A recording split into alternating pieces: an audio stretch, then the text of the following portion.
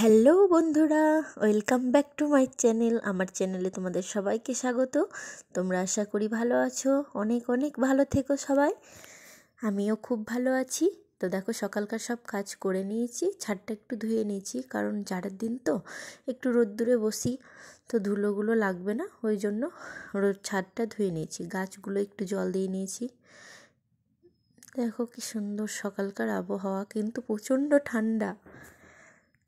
সার্ফটা দেওয়া হয়ে গেছে, স্নানও হয়ে গেছে, ঠাকুরকে জল দিয়ে আলুটা ভেজে নিলাম। তারপরে সবজিগুলো কাটা বিনা করে নিয়েছি, কারণ বিনিয়ে না লাগলে পরে তাড়াতাড়ি দেরি হয়ে যায় রান্না করতে। তো বিনিয়ে নিলাম আগে, তারপর মশলাগুলো তখন বেটে নেব, দিয়ে রান্নাটা চাপিয়ে ফেলবো।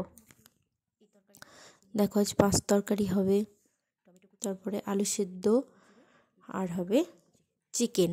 আজ 1 জানুয়ারি, তার জন্য না, তরকারি তো প্রত্যেক দিনই হয়, কিন্তু আজ একটু স্পেশাল মেনু, 5 তরকারি। একটু সবজি দিয়ে তরকারি বানালাম, কারণ প্রত্যেক দিন তো খাওয়া যায় এটা সেটা, সবজি দিয়েই বানালাম। আমার বর খুব পছন্দ করে সবজির তরকারি। তো চিকেন কষা হবে, 5 তরকারি আলু সেদ্ধ। চিকেন কষাটা সবথেকে বেশি ভালো লাগে। তো রাত্রিবেলা একটু পরোটা বানিয়ে নিলাম।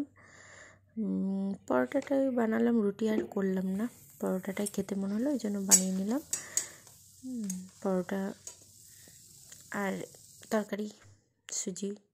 দেখো, বর নিয়ে এসছে মিহিদানা আর সীতাভোগ, বর্ধমান গিয়েছিল। তো দেখো, আমি চাল বাটছি, আজ একটু পিঠে বানাবো। তারপরের দিন 1 জানুয়ারির পরের দিন পিঠে হয়েছে, তো পিঠে পাটিসাপটা পিঠে হচ্ছিল। তো দুধটা একটু নেড়ে ভালো করে রেখে দিলাম। এবার দেখো, পিঠেটা রাত্রিবেলা সন্ধ্যা থেকে বানাতে লেগেছি, তখন পিঠে বানানো হচ্ছে। ওইদিকে ছেলে দুষ্টুমি করছে, পিঠে বানাচ্ছিলাম বলে পড়তে বসাতে পারিনি, তো দুষ্টুমি করছে টোটো গাড়িটা নিয়ে। বাবু, এটা নষ্ট হয়ে যাবে। দেখাচ্ছে পড়তে হবে না বলেছি, বেশ তাহলে আমি বন্ধ করে দিচ্ছি, দাঁড়া এটা।